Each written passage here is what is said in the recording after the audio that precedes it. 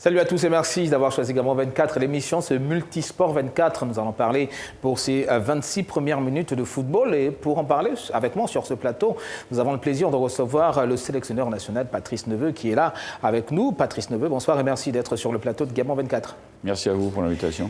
Et puis avec Patrice Neveu, on a également Cédric qui n'est plus un inconnu quand on parle de football à Gabon 24 et dans le Gabon. Cédric qui est vice-président des Panternautes. Cédric, merci encore pour votre disponibilité. Merci beaucoup. Alors messieurs, pour cette première partie, nous allons parler de football, notamment des Panthères. Patrice Neveu, nous avons vu une belle campagne amicale avec ces 2 victoires des Panthères du Gabon. Peut-être revenir déjà sur ce qui s'est passé.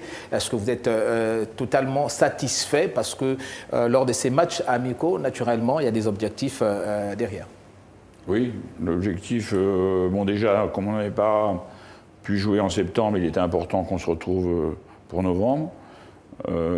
Ça m'a permis, avec les absences, je dirais, de certains joueurs cadres comme Ekole Manga ou, je dirais, Joanny Kobiang et d'autres, d'amener de la jeunesse aussi dans l'effectif et de revoir certains joueurs aussi comme Wilfried Ebané et Watcher qui avaient débuté la campagne avec moi.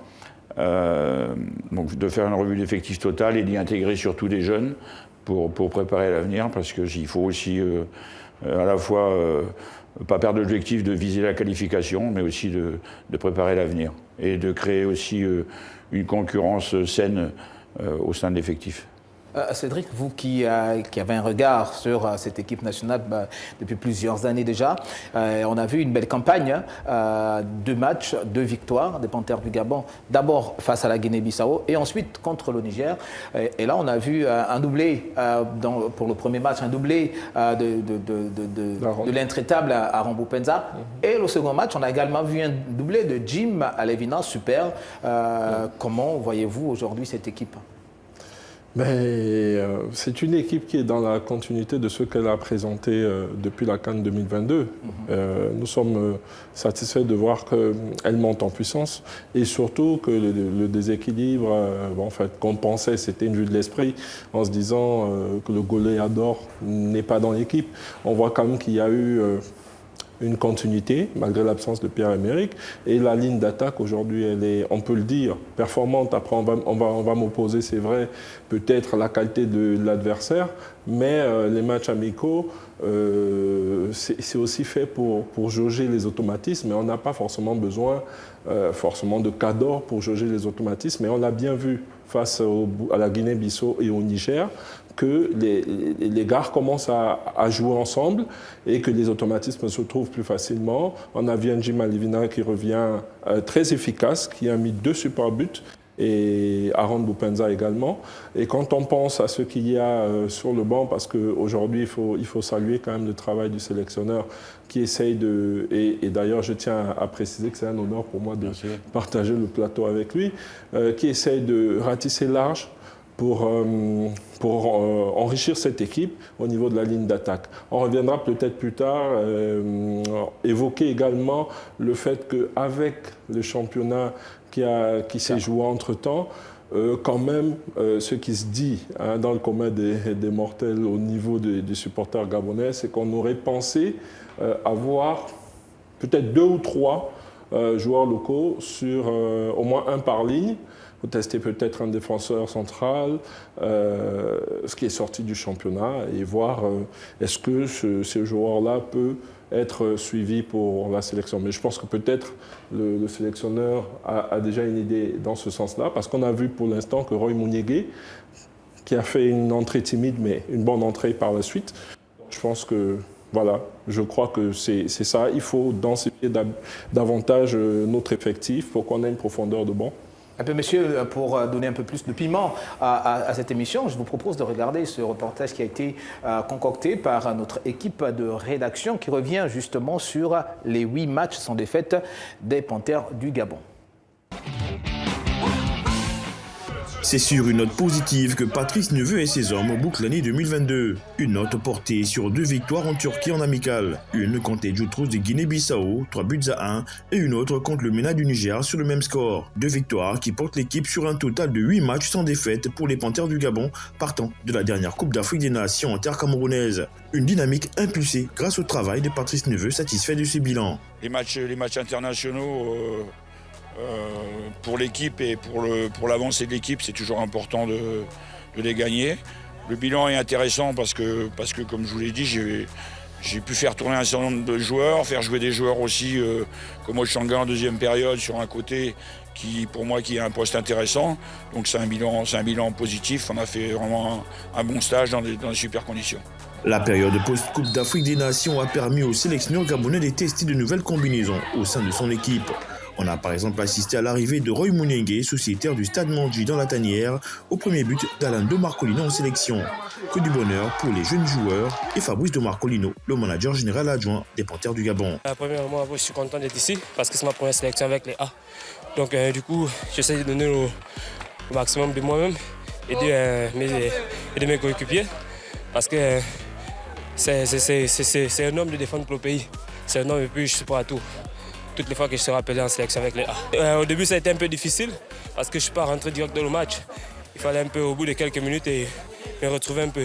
Et après, juste me retrouver, ça a été un repère et puis aider mes coéquipiers. Je remercie le coach pour la confiance. Je remercie l'ensemble du groupe pour toute la force qu'ils m'ont donnée. Et c'est toujours une fierté de marquer pour son pays. Voilà, j'espère que ce ne sera pas le dernier. Et une grande fierté encore, et Gabon d'abord. Il a marqué beaucoup plus tôt que moi en sélection, au bout de sa 3e, donc c'est bien. Pour lui, pour sa confiance, pour sa progression. C'est un garçon qui a l'écoute, qui est travailleur, qui veut réussir, qui sait où il veut aller. Donc moi, je ne suis pas inquiet quant à son évolution. Pour lui, c'est bien, pour la confiance, pour cette intégration au sein du groupe. C'est jamais facile quand tu arrives à cet âge-là. En plus, devant avec la qualité qu'on a devant, ça, je pense que ça va lui permettre encore de grandir, de beaucoup progresser et peut-être aider la sélection plus tard. C'est donc une année civile entière sans aucune défaite concédée par les Panthères du Gabon qui s'achève. Une courbe positive que Patrice Neveu compte conserver jusqu'en mars prochain contre le Soudan pour le compte des éliminatoires de la prochaine Coupe d'Afrique des Nations en Côte d'Ivoire. Voilà, Patrice Neveu, vous venez de regarder avec nous ce reportage qui retrace très bien la belle aventure des Panthères. On a vu un groupe qui vit bien, l'ambiance entre les nouveaux, entre les jeunes et les anciens, tout est parfait. C'est quoi la recette de Patrice Neveu? Ça fait 8 matchs sans défaite, c'est énorme. 8 matchs sans défaite, c'est bien. Le groupe, comme vous l'avez dit, vit bien, mais on doit continuer à garder la rigueur à l'intérieur du groupe parce que on sait aussi, on ne peut pas se cacher les choses. Lorsqu'il y a des jeunes qui rentrent, des changements qui sont opérés, bon, certains peuvent un peu grincher des dents, mais c'est la loi du haut niveau. Si on va avoir une nation forte en termes de football, les joueurs, tout le monde doit accepter la concurrence et plus encore la combattre et être meilleur encore. Parce qu'il est vrai que le jeune Roy qui a 16 ans et demi, c'est un jeune joueur qui fait ses débuts. Certes, il y a eu le match, mais il y a eu le stage aussi qui m'a permis de jauger un peu ses potentialités. Et c'est réellement un joueur d'avenir pour le pays. Maintenant, je vais continuer à le suivre en championnat et m'efforcer, je dirais, de l'épauler pour dans le futur, qu'il puisse grandir. Après, il y a Cédric qui avait peut-être une inquiétude par rapport à la ligne d'attaque avec le départ de Pierre-Emerick Aubameyang. On a vu clairement que sur ces 2 rencontres, quasiment tous les attaquants ont marqué. On a Boupenza qui a marqué, on a le petit Alan De Marcolino qui a marqué, on a Jim Alevina qui a marqué, on a également notre attaquant, le Marocain, qui joue au Maroc, celui qui joue au Maroc, Meillet, voilà, merci. Axel Meillet qui a marqué, ça veut dire que ça va. Est-ce qu'on a l'inquiétude encore là, Cédric? Non, ce n'était pas une inquiétude. Justement, je relevais même le fait qu'aujourd'hui, en fait, depuis la CAN, parce que nous, on a fait la CAN, et on a bien vu que depuis la CAN, cette absence-là ne se fait plus trop sentir. Après, c'est pas pour dire qu'on n'a pas besoin de Pierre-Emerick. C'est juste pour dire qu'aujourd'hui, on est une sélection qui est un peu plus étoffée sur toutes les lignes, et notamment la ligne d'attaque, il faut le dire. On a vu le match en RDC. où on décante la situation avec le premier but de Xavi. Donc vraiment, je pense que nous, on est totalement satisfait par rapport à cet élargissement des possibilités et des potentialités qu'on a dans la sélection. Et je pense que c'est juste encourager le sélectionneur à aller au-delà et peut-être même de continuer à prospecter. Je sais qu'il le fait peut-être localement, vu qu'on a un championnat qui se joue et que peut-être il y a des pépites qui peuvent sortir de là. Roy Mouniengue, c'est un exemple. C'est vrai qu'on a Lando Marculdo, mais si on avait 2 ou 3 en plus, ça crée encore plus d'émulation au niveau local pour se dire « Ah ouais, la porte de la sélection, elle est ouverte ». Après, on a des échéances qui arrivent en mars et on a 4 points aujourd'hui. Donc nous, très rapidement, il faut qu'on boucle cette affaire de la Côte d'Ivoire, qu'on se qualifie et puis après qu'on pense à autre chose. Ouais, justement, parce qu'on a une double confrontation avec le Soudan. On peut facilement prendre les 6 points et puis se qualifier. Est-ce qu'aujourd'hui, Patrice Neveu a une crainte? C'est vrai qu'on est sorti de 2 victoires en amical, mais d'ici mars, c'est pas évident que le groupe se retrouve encore pour discuter des matchs ensemble. Est-ce que là, à ce niveau, il y a peut-être une crainte, Patrice Neveu, en attendant mars? Est-ce qu'il y a quelque chose que vous craignez entre-temps?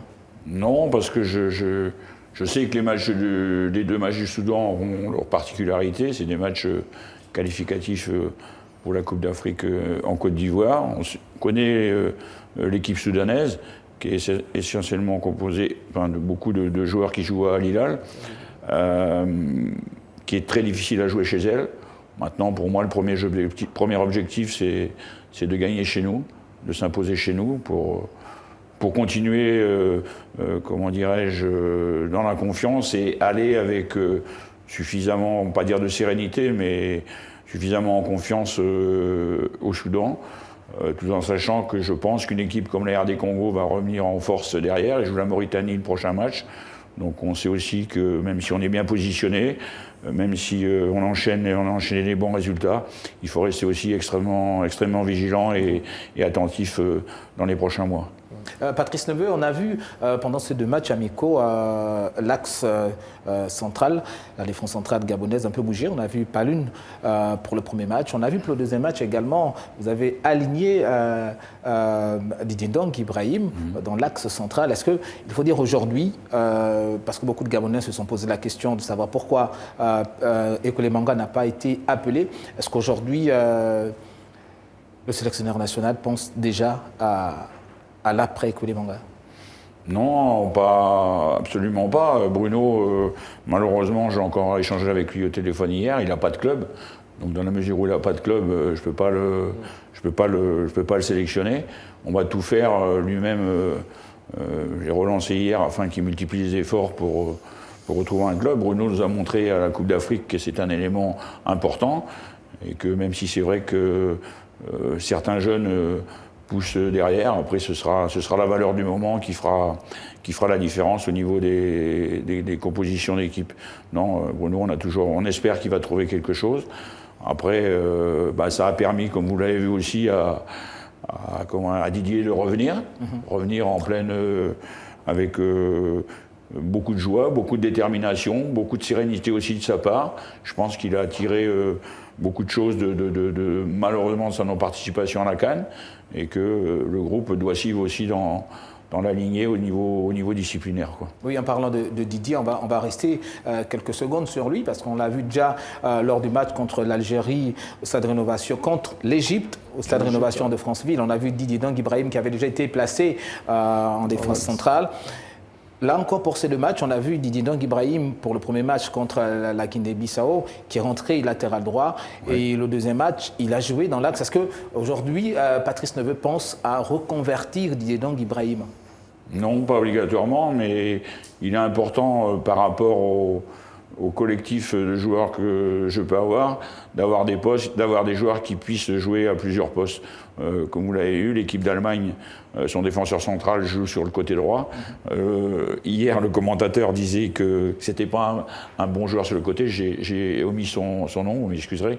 Mais moi, j'ai vu un bon joueur. Donc, il y a les joueurs qui jouent à certains postes, mais qui peuvent s'adapter à d'autres spots et être rentable aussi pour l'équipe. L'important, c'est d'être rentable pour le collectif. Donc Didier, sur le premier match, j'ai voulu le remettre en jambes. dans un côté, dans le couloir. Ça a été une rentrée un petit peu compliquée pour lui, mais ça faisait partie aussi de ce qu'il doit aussi percevoir parfois en termes de difficultés.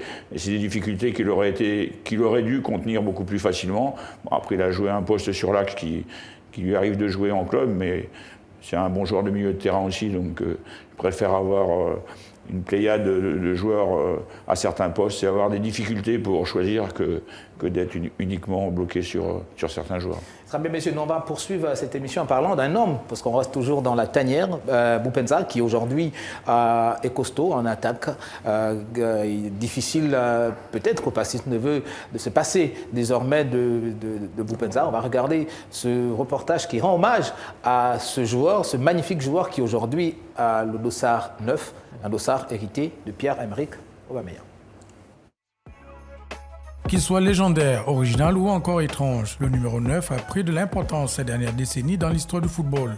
Et sur la planète foot, des joueurs comme Ronaldo du Brésil, Davor Suker de la Croatie ou encore le Chilien Ivan Zamorano ont su arborer fièrement ce dossard, le rendant si particulier.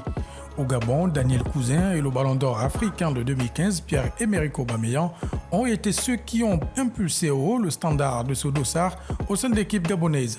Après la retraite annoncée des PA, c'est désormais une autre pépite du football gabonais qui a la responsabilité de faire briller ce numéro, mais pour lui, il n'y a pas de pression à se faire. On sait très bien qu'avant moi, il était porté par mon grand frère et voilà, Pierre-Emerick. Bon, maintenant après, ça reste un dossard. Je ne prends pas vraiment en considération le fait que ça soit une lourde responsabilité personnellement, parce qu'en soi, même si c'était le 7, même si c'était le 10, pour moi ça reste un dossard et le plus important c'est ce que la personne qui le porte fait sur le terrain. Donc ouais, ça a été porté par notre capitaine, on sait très bien les responsabilités que ça coûte pour la personne qui le porte maintenant. Bon, maintenant on va voir ce que ça va donner par l'avenir, mais étant donné que ça soit moi, ça pourrait être quelqu'un d'autre aussi. Bon, ça tombe sur moi, ça fait plaisir bien sûr. Et je vais essayer de continuer dans sa lancée et d'essayer de bien représenter en fait ce dossard et par rapport à la personne qui le portait auparavant. Auteur d'un doublé lors de la brillante victoire en match amical des Panthères face à la Guinée-Bissau le 17 novembre dernier à Antalya, une ville du sud de la Turquie. L'attaquant de 26 ans compte bien faire honneur à son illustre prédécesseur Pierre-Emerick Aubameyang et ne compte pas s'arrêter en si bon chemin. C'est un travail collectif. Maintenant après, comme je l'ai dit, quand tu as cette lourde responsabilité de porter le dossard d'un attaquant comme Pierre-Emerick Aubameyang, il faut essayer de continuer dans la lancée qu'il a laissée derrière et tout. Donc pour moi c'est une lourde responsabilité et je pense que si je continue comme je le fais actuellement, je pense que pourquoi pas, ça va apporter des bonnes choses positives pour l'équipe et pour la suite des échéances, quoi. Étant donné que je pratique le football, peu importe, ça n'empêche de pouvoir toujours rester concentré, lucide, pour essayer de toujours être en forme et efficace par rapport aux attentes. Mais ouais, les Gabonais ils sont assez stricts, assez rigoureux par rapport à leur équipe. Mais on sait que c'est pour le bien, quoi. Donc du coup, je pense que le football n'est pas en soi, mes choix personnels ne sont pas dus à quelque chose ou dus au fait que voilà, quoi, c'est terminé pour moi ou le fait que voilà, non, je pense que derrière il y a quelque chose. Avec un pied gauche magique capable de réaliser des dribbles endiablés, très souvent sanctionnés par des buts improbables, le natif de Mwanda, une ville du Gabon dont la valeur marchande est estimée à 7 millions d'euros, compte inscrire son nom en lettres d'or dans l'histoire du football gabonais, mais pas seulement, puisque l'attaquant de Al-Shabaab en Arabie Saoudite reste ouvert à un retour sur le vieux continent après son passage en France et en Turquie. Aaron Boukpenza, qui a connu sa première sélection au sein de la tanière le 10 janvier 2016, en amical contre l'Ouganda, match nul 1 but partout, et qui a marqué son premier but 10 jours plus tard, notamment le 20 janvier 2016, contre le Rwanda à l'occasion du championnat d'Afrique des Nations avec une défaite de 1 du Gabon, reste une valeur sûre pour l'équipe gabonaise et un maillon fort du système Neveu. Vous confirmez, Patrice Neveu, Aaron Boukpenza reste un maillon fort de votre système? Sur ses prestations, oui, je dirais encore lors des deux matchs. Le premier match, j'ai donné maximum de temps de jeu. Il a vraiment fait un gros match. Je le trouve même plus à l'aise, encore plus en confiance. Il a une prise de risque intéressante. Le deuxième match, je voulais faire tourner mon effectif, donc j'ai laissé un peu de côté, rentrer sur la fin, mais lorsqu'il rentre, on sent tout de suite qu'il impulse un plus. Maintenant, le côté positif, c'est la mutation mentale de Aaron, même si c'est vrai qu'il joue dans les pays du Golfe. Bon, il est revenu dans un bon état de forme. Et sur ce que j'ai pu constater lors des entraînements, c'est un garçon qui progresse. Donc c'est vrai qu'on aimerait, on ne veut pas non plus délaisser le championnat dans lequel il joue, mais c'est vrai qu'on aimerait qu'il franchisse un palier sur l'Europe et pouvoir continuer à s'exprimer, parce qu'il n'est pas au maximum de ses capacités encore. Il peut encore beaucoup donner, quoi. Voilà. Cédric, on voit un Aaron Boukpenza qui, comme on l'a vu dans ce reportage, qui est de plus en plus impliqué. Depuis, déjà même avant que Pierre-Emerick Aubameyang ne quitte la tanière, il était déjà là, mais avec le départ de Pierre-Emerick Aubameyang, on a comme l'impression que, sans même le dossard neuf, comme il le disait, il a pris la mesure de la responsabilité qui aujourd'hui pèse sur ses épaules. Oui, bien sûr. Ça fait quelques, on va dire quoi, 2-3 ans déjà maintenant que Aaron Boukpenza a beaucoup gagné en maturité au niveau de la sélection. Et ça se voit, tout le monde peut le constater. Et comme disait le sélectionneur, vraiment le vœu cher qu'on peut avoir pour lui, c'est qu'il regagne rapidement un championnat, sans faire injure au championnat des Émirats, mais qu'il regagne un championnat un peu plus huppé, parce que comme il disait, il a beaucoup à donner, il a encore beaucoup à faire. Il n'a que 26 ans. Il est très jeune, il a une grosse marge de progression, et ce serait vraiment dommage qu'il s'arrête à ce niveau-là, quoi. On a besoin de lui à un plus haut niveau que ça, et avec le fait qu'on lui ait confié le dossard neuf, c'est une nouvelle responsabilité en plus, et je pense qu'il a pris la mesure de la responsabilité, et c'est tout bénef pour la sélection et pour le pays. Patrice Neveu, peut-être terminer avec vous sur cette question. On a vu beaucoup de changements au cours des deux matchs amicaux du Gabon, du côté de la Turquie, mais il n'y a que aucune seconde de jeu n'a été donnée à Donald Zé ou au fameux US. Aujourd'hui, il faut dire que Patrice Neveu ne compte désormais que sur notre jeune gardien Amonomi. Non, je ne compte pas que sur lui, mais je l'ai dit aux deux gardiens. Mon gardien aujourd'hui numéro 1, c'est Jean-Noël Amonomé. Bon, on connaît sa situation en club, il joue peu, donc j'avais vraiment besoin aussi de lui donner du temps de jeu et de le mettre dans des conditions de match, et voir un petit peu comment il réagissait. Dès mon retour avec le coach, mon coach adjoint, on a relancé les pistes pour lui trouver une solution afin qu'il soit prêté, parce que sa situation en club, elle ne peut pas durer. Pour faire clair, il joue dans un club à Mazulu en Afrique du Sud. C'est le deuxième gardien de l'équipe sud-africaine qui joue. Que je sache, le Gabon est allé en Coupe d'Afrique. Jean-Noël a fait une bonne Coupe d'Afrique. J'ai discuté avec son coach. Son coach reconnaît toute sa valeur. Après, je sais qu'il a encore, lui aussi, une marge de progression, mais il n'a plus de temps à perdre, quoi, je veux dire. Donc, on va se lancer dans les négociations fortes pour pouvoir le sortir de là, parce que lui-même, mentalement, ça lui pèse, je dirais, de ne pas pouvoir s'exprimer en match. Alors, Cédric, dites-nous, s'il y avait un mot pour qualifier ce jeune gardien, Amonomi? c'est une belle surprise, une belle trouvaille. C'est vrai qu'on l'a suivi un tout petit peu au début, mais il a surpris tout le monde. On ne s'attendait pas à le voir à ce niveau-là en sélection.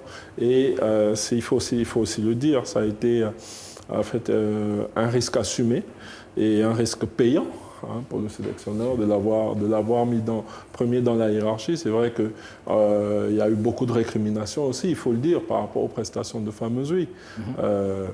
Et on lui a fait confiance et il n'a pas trahi la confiance. Aujourd'hui, il fait la fierté. Il a fait une très bonne Coupe d'Afrique. Il fait des très bons matchs avec des clean sheets en son actif. Donc je pense que c'est tout ce qu'il faut résumer, c'est que c'est la belle trouvaille, quoi. On ne s'attendait pas à avoir un gardien comme ça de but excellent qui nous tombe sous la main. Ah, messieurs, malheureusement, 26 minutes, ça passe très vite. Donc, nous allons remercier Patrice Neveu. Merci pour votre passage. Merci surtout. Et puis, on espère que quand on va se retrouver en mars, après la double confrontation contre le Soudan, ça va être avec la qualification de l'équipe nationale. On vous souhaite bon vent avec cette équipe nationale et tout le travail que vous êtes en train de faire. On voit aujourd'hui que ça commence à payer. Nous espérons simplement que la dynamique va être gardée. Bon, Cédric, vous allez rester avec nous pour la deuxième partie de cette émission de l'actualité sportive. Messieurs, on se donne quelques secondes de répit et puis on se retrouve juste derrière pour la deuxième partie de votre émission de l'actualité sportive Multisport 24.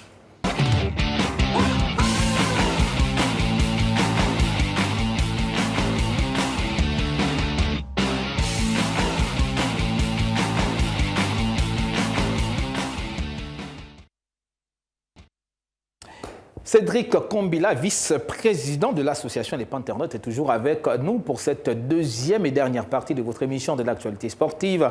Et pour l'accompagner, pour ces 26 dernières minutes, Ronan Volou nous a rejoint sur ce plateau. Ronan, bonsoir et merci d'être sur le plateau de Multisport 24. Comment allez-vous, Gaël? Ça va et vous? Ça va. Ça a été? Oui, quelques jours de congé. Et puis on revient de congé, vous avez bonne mine? Ah oui, quand même. C'est bien passé, on va profiter au maximum. J'ai perdu un peu de poids. Oui, mais c'est une très belle nouvelle, surtout que vous êtes un journaliste de sport. Messieurs, nous allons toujours parler de football, mais cette fois au féminin, avec l'élection de la Ligue nationale de football féminin qui s'est déroulée ce week-end. Désormais, il y a une Ligue nationale pour s'occuper du foot féminin. Nous espérons que les choses vont changer. Regardons ensemble cet entretien que nous a accordé justement la nouvelle présidente de la Ligue.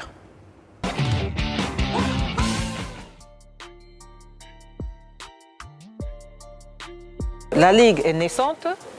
C'est le premier chantier que j'ai à faire, c'est de créer le cadre. Créer le cadre, c'est quoi?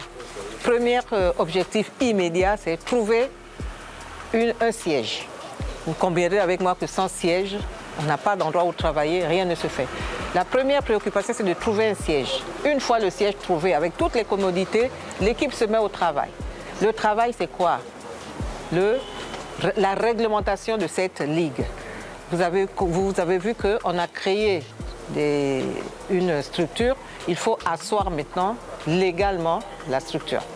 Donc après ce chantier de mise en place de la ligue, il faut aller maintenant au deuxième, si on peut dire, objectif, c'est-à-dire l'organisation du championnat, avec tout ce que ça comporte comme problématique autour. On a un football féminin qui existe depuis longtemps et un football masculin qui rencontre plein de dysfonctionnements. Nous, la structure, elle est naissante, donc je pense que l'atout que nous avons, c'est de créer cette structure en tenant compte de toutes les résolutions qu'on a mises en place tout dernièrement lorsqu'il s'est agi de créer, de restructurer, redynamiser le championnat national de D1, de D2. Vous comprenez? Donc nous, on arrive dans cette atmosphère de réforme et je pense que la Ligue nationale de football féminin a une chance d'entrer dans l'histoire avec ces nouvelles réformes. C'est pourquoi je ne pense pas qu'on courait derrière. Jusque-là, justement, on était un peu comme un appendice du football masculin parce que, n'ayant pas d'organes, on était obligé d'être greffé à ce football-là. Mais maintenant qu'on nous donne l'opportunité de créer un organe propre au football féminin, ce sera vraiment l'occasion de prendre à bras le corps les problèmes qui peuvent miner ce football et les régler.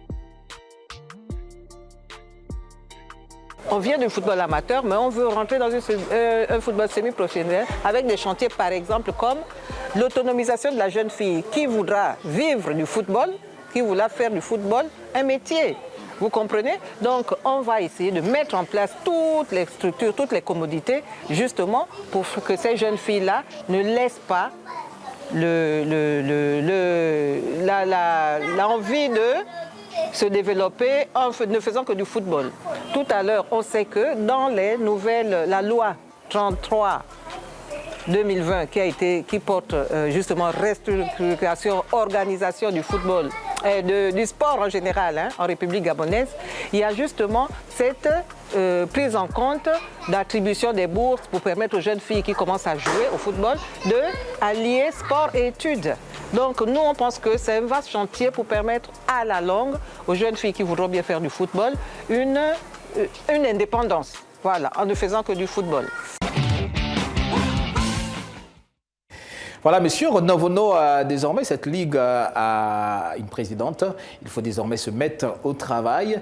Le football féminin, c'est peut-être un grand pas vers l'amélioration de l'écosystème du foot féminin dans ce pays, enfin, oui, au Gabon. Il faut dire que plus d'un an après les assises du football qui s'étaient tenues dans le nord de Libreville, il y avait eu donc, comme recommandation la création d'une ligue nationale de football féminin qui devait s'occuper exclusivement du football féminin. Rappelons-le qu'il y avait un département à la Fédération gabonaise de football qui s'en occupait, mais il fallait un organe technique autonome, un peu comme la Ligue nationale de football professionnel, donc la LINAF. Et aujourd'hui, il y a eu cette élection-là qui a donc porté cette dame à la tête de la Ligue. Aujourd'hui, les défis sont énormes parce que on ne va pas dire qu'on va vers l'inconnu, mais c'est presque ce qu'on pourrait percevoir. Parce qu'aujourd'hui, il faut poser les bases. C'est vrai qu'elles ont été posées. Maintenant, il faut avancer de telle sorte que ces jeunes dames-là vivent du football. C'est vrai que l'État va, je crois, pendant 3 ans, va injecter de l'argent. Maintenant, il faudra éviter l'erreur que nous avons eue lorsqu'on a parlé du championnat professionnel chez les hommes, où il y avait eu énormément d'argent qui avait été distribué au club, mais il n'y avait pas eu de suivi. Il n'y avait pas eu de suivi, il n'y avait pas eu d'organes qui pouvaient suivre où allait l'argent. Il n'y avait pas de justificatif pour ces sous-là. Aujourd'hui, c'est une très belle chose que cette ligue-là se mette en place. Maintenant, il faut qu'elle travaille. Je crois qu'après le mondial, les choses vont aller vite parce que déjà, la ligue n'a pas de siège. L'équipe donc va certainement travailler à élaborer son plan d'action, je crois, qui se positionne en quatre axes. Donc, aujourd'hui, cette présidente doit travailler pour que réellement le football féminin sorte de sa pénombre. Parce que, rappelons-le, la CAF également met beaucoup d'argent pour le rayonnement du football féminin, tout comme la FIFA. Vous allez remarquer que lors de la CAN, on a augmenté le nombre de participations des équipes en Coupe d'Afrique. Le Gabon est passé à ça, de jouer une Coupe d'Afrique, si ce n'était que notre élimination au dernier tour. Mais le Gabon aurait joué une Coupe d'Afrique des Nations. Si on avait eu un championnat régulier dans la durée, qui se joue normalement, je crois que le Gabon aurait joué cette Coupe d'Afrique des Nations. Cédric, c'est quand même un gros défi quand on sait que le ministre a rappelé, quand il a rencontré l'ensemble des acteurs de football il y a quelques semaines, a rappelé qu'il voulait qu'un championnat digne de ce nom de football féminin soit lancé en janvier, on est en décembre quasiment. Il faut le dire, c'est un énorme challenge qui attend Dame Osawa, Odile Osawa. Parce que c'est déjà salutaire d'avoir institué cette Ligue nationale de football féminin pour s'occuper des problèmes du football féminin. Il faut dire qu'il y a plusieurs années que le Gabon engage des équipes nationales, surtout en A, dans les compétitions féminines, mais on connaît les résultats que ça donne. Et pourquoi ces résultats? Simplement parce qu'on n'a pas mis en place véritablement une politique de gestion du football féminin. Et ce retard qu'on a pris, quand je parlais d'énormes challenges, parce que ça va être un retard qu'il va falloir combler. Heureusement que ça arrive maintenant. Il faut dès lors qu'ils se mettent au travail pour fixer d'abord un cadre de fonctionnement du football féminin au Gabon, bien évidemment basé sur ce qui se fait de mieux et sur les best practices au niveau de la Fédération internationale de football. Et puis ensuite, organiser ce football féminin localement pour qu'on puisse produire nos talents, qu'on puisse produire nos pépites ou les performer. Parce que c'est vrai qu'on a déjà des talents, on a beaucoup de petites filles qui ont cette vocation, de jeunes filles qui ont la vocation de vouloir jouer au football. Alors, il faut attirer davantage d'investisseurs dans ce domaine-là également. On a déjà des mécènes qui organisent le football, qui créent des clubs, mais il faut également motiver les opérateurs économiques, les mécènes du sport à investir dans la création de clubs féminins et que ces clubs féminins-là puissent jouer des compétitions. Donc ces compétitions vont être organisées justement par cette Ligue nationale de football. Donc c'est un gros défi, effectivement, comme vous le disiez, qui l'attend et tout le monde est en train de regarder en espérant que les choses se fassent.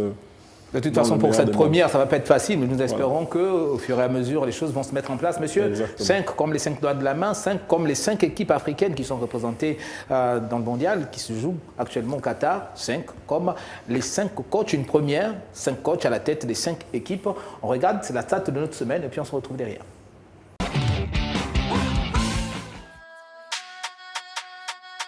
Les 5 représentants du continent ont connu des fortunes diverses lors de cette entame de mondial, si tout peut laisser paraître que pour la première fois depuis la création de la compétition, plus d'une équipe africaine pourrait voir le second tour, un fait a retenu l'attention. Cette Coupe du Monde est devenue la première où les 5 équipes africaines sont dirigées par des sélectionneurs locaux. Parmi eux, le plus ancien, Aliou Cissé, en poste depuis 2015 et qui a mené ses hommes au Sacre africain en 2021. S'il a disputé le mondial 2018 avec une élimination précoce, Cissé peut rêver d'une place au second tour avec 3 points avant la 3e journée. Walid Regragui a une carrière d'entraîneur assez récente qui a débuté en 2012 en tant qu'entraîneur adjoint de l'équipe nationale du Maroc. À 47 ans, l'ancien coach du Wydad Athletic Club de Casablanca du Maroc fait certainement face à son plus grand défi. Auteur de la théorie du danger, Rigobert Song est le 8e entraîneur des Lions à la grand-messe du football mondial. Nommé entraîneur en février 2022 et par ailleurs recordman du nombre de sélections avec les Lions du Cameroun, il veut redonner des couleurs à une nation en perte de vitesse. Le Tunisien Jalel Kadri a été nommé en janvier 2022 après l'élimination des Aigles de Carthage du quart de finale de la CAN. Il n'est certainement pas en poste pour faire de la figuration durant cette 6e participation en Coupe du Monde, tout comme Otto Addo avec le Ghana. En outre, les 3 fois où une sélection africaine a atteint les quarts de finale du mondial, elle avait toujours un sélectionneur européen à sa tête. Cissé, Song, Addo, Kadri et Regragui veulent donc changer la donne au Qatar.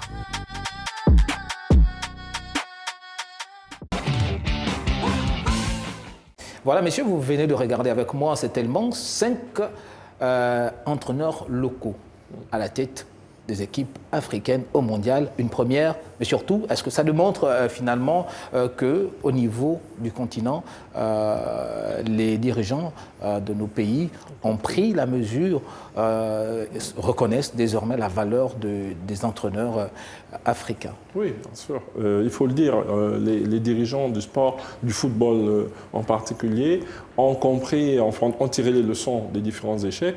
Et il est très souvent revenu ce grief qui est fait à nos dirigeants de faire confiance notamment à des entraîneurs expatriés qui peuvent avoir effectivement l'ensemble des diplômes ou l'expérience requise, mais qui n'ont pas toujours le vécu et les réalités sociologiques locales.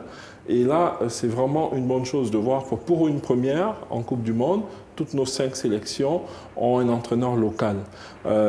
C'est très important pour la cohésion du groupe, pour même la gestion des conflits états internes, psychologiques, des conflits. Parce que très souvent, ce qu'on voit, c'est qu'on a un entraîneur expatrié et un entraîneur local qui est adjoint. Or là, on a donné le plein pouvoir à ces entraîneurs locaux. Et on n'a pas encore fini la première phase, mais on peut dire que c'est pas déjà si mal, parce que là on voit que tout à l'heure le Ghana vient de l'emporter 2-3, il y a le Maroc qui fait une très bonne prestation jusqu'à présent. Le Cameroun qui a fait le Cameroun un match nul, qui aurait pu commencé gagner timidement et qui a un gros morceau à croquer.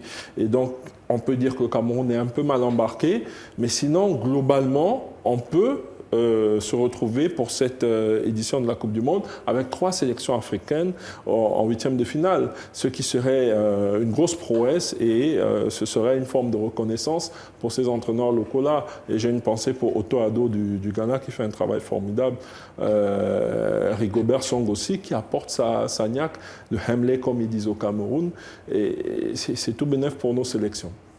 Ron Novono, est-ce que vous pensez que désormais nos dirigeants africains doivent s'inscrire dans cette logique? Ah oui, je crois qu'il est nécessaire qu'on s'inscrive dans cette logique. Après, même si vous n'avez pas de sélectionneurs locaux, il faut quand même avoir des sélectionneurs ou des entraîneurs qui ont la psychologie de l'Afrique, qui ont parcouru l'Afrique, pas nécessairement des mercenaires, parce qu'on sait que depuis plusieurs... C'est le cas du Gabon avec Patrice Neveu, qui connaît bien le continent. Oui, lui, il connaît très bien l'Afrique. Il a été en Guinée. Il a été au Niger, en Mauritanie. Il a une grosse expérience du milieu africain. Il a redynamisé le football mauritanien. Aujourd'hui, le football mauritanien est reconnu comme l'un des joyaux sur le plan africain.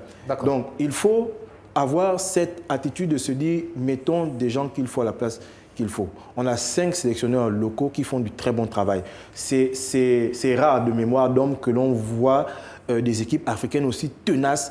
Souvent, on a une qui sort du lot et puis les 4 autres ou les 3 autres avant 2010 qui tiraient le diable par la queue. Mais aujourd'hui, on a des équipes qui se disent clairement, on va se regarder dans les yeux et on va pouvoir lutter. Il y a quelques années, le Ghana n'aurait peut-être pas gagné contre la Corée.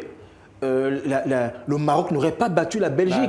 La Belgique a quand même été longtemps numéro 1 sur le plan mondial. Donc, ça montre qu'il y a une étape qui a été franchie.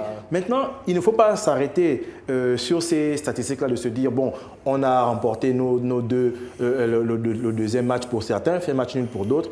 Mais il faut se dire qu'après, il y a d'énormes défis. Rappelons-le que la Tunisie devra affronter la France, le Cameroun va affronter le Brésil. Ça va pas être facile. Peut-être qu'on aurait un Brésil sans Neymar. Et là, il faut amener de la niaque. On a désormais Abouchou national, donc Vincent Boubacar, qui a porté cette niaque.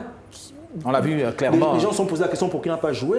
Mais là, on voit que ça match entre Choupo et Aboubacar. Donc, il faut qu'il y ait cette confiance-là. Moi, je suis d'autant plus d'accord avec la CAF avant la compétition qui disait que ça montre qu'on a dépassé une certaine... On a cassé le mythe, le mythe du sélectionneur local. C'est vrai que sur le plan des clubs au niveau de l'Occident, ce n'est pas encore ancré. Si on peut déjà commencer au niveau du continent, je pense que ça va être une très belle chose. On doit faire donc confiance aux entraîneurs locaux, mais à ceux qui connaissent la psychologie du continent africain. Justement, messieurs, malheureusement, on peut épiloguer sur cette question tout au long de cette émission, mais il faut qu'on avance, messieurs, avec le reste de l'actualité. C'est maintenant.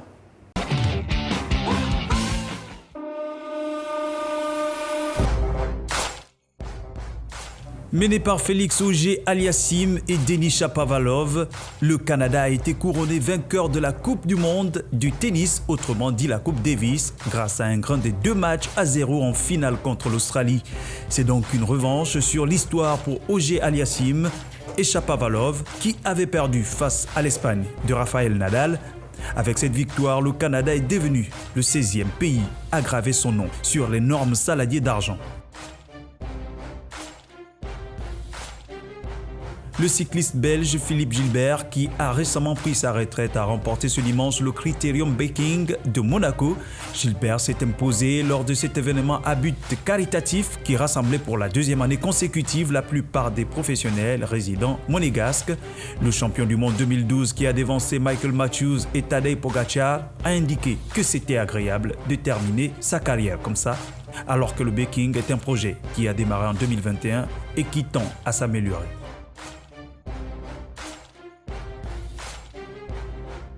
Depuis ce week-end, la célèbre marque automobile Ferrari est sous le feu des lumières. Le musée des 24 heures du Mans a ainsi ouvert une exposition consacrée à la Scuderia qui sera de retour dans la Sarthe dans la catégorie Rennes en 2023. Intitulée La Storia di Le Mans Ferrari Prototipi, cette exposition retrace l'histoire des prototypes de Ferrari aux 24 heures du Mans. Depuis sa première participation en 1949, 6 voitures emblématiques de la marque sont donc exposées.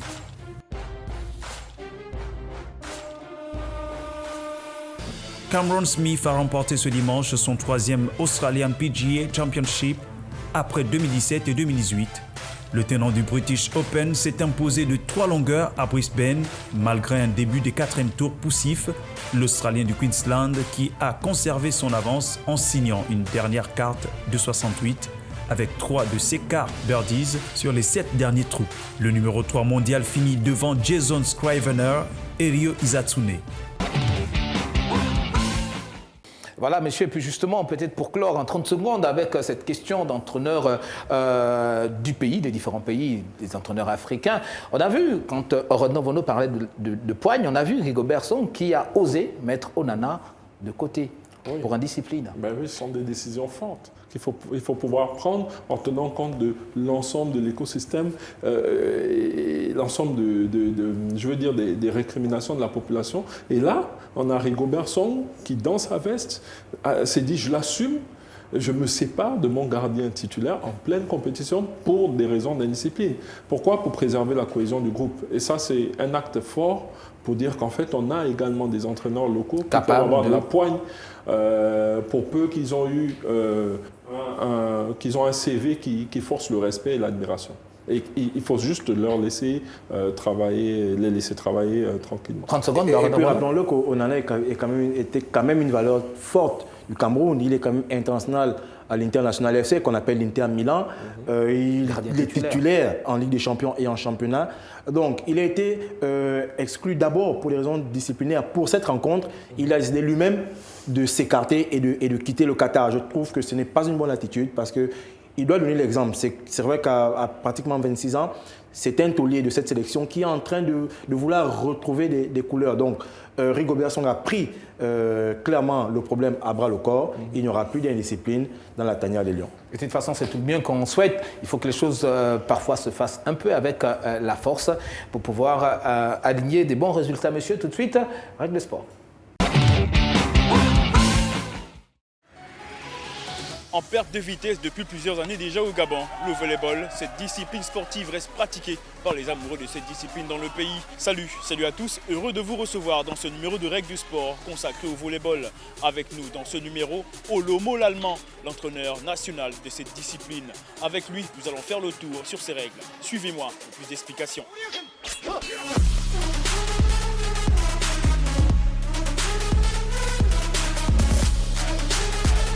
Le volleyball est une discipline olympique, c'est l'une des activités collectives.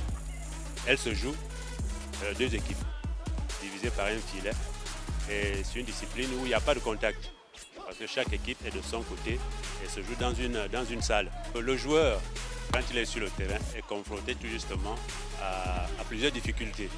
Et ces difficultés vont être résolues grâce à ces techniques qui ont été apprises. Parmi lesquelles techniques, le service par exemple. Parce que tout jeu peut commencer par une mise en service. Et c'est le service ici qui est le déclencheur de la discipline. Donc le service se met on le déclenche dans toute la zone arrière. Sur le terrain, nous avons les joueurs avant qui sont spécialisés dans l'attaque et le bloc au filet.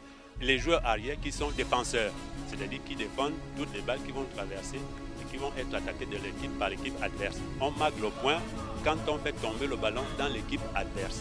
Donc je sers, si le ballon ne me revient pas et tombe de l'autre côté, c'est mon point. Je fais un service, je perds mon service, l'équipe adverse prend le ballon de service et prend également le point. Le 7, c'est une partie de 25 points. La partie était de 15 points. Aujourd'hui, elle est de 25 points. À cause tout justement de ce système tie-break, où chaque point est gagné par l'une ou l'autre des équipes. Ce qui fait que le 7, lui, est gagné à 25 points. La première équipe va avoir 25 points. Et maintenant, pour avoir le match, la première équipe à avoir 3 sets gagne le match. Qu'en est-il du contre au volleyball? Explication. Le bloc, bien le contre, comme on l'appelle communément, était également une défense. Parce que la défense basse, c'est d'abord la défense haute qui commence. Et les deux défenses doivent s'entendre pour pouvoir défendre son camp. Le ballon qui est contré par la défense haute, quelle que soit la partie du corps qui a touché le filet, c'était une faute. Aujourd'hui, on fait plus ou moins la part des choses. Le ballon, tant qu'il est vivant, il est jouable, il est en jeu. Sur le terrain, le 9 mètres sur 9, un joueur peut avoir touché le ballon et se retrouver hors du terrain. Voilà qui est dit, voilà qui a été longuement expliqué sur le volleyball et ses différentes facettes. Le volley n'a plus de secret pour vous, cette discipline qui est en léthargie et néanmoins pratiquée par les amoureux au Gabon. Salut, à bientôt pour un nouveau numéro.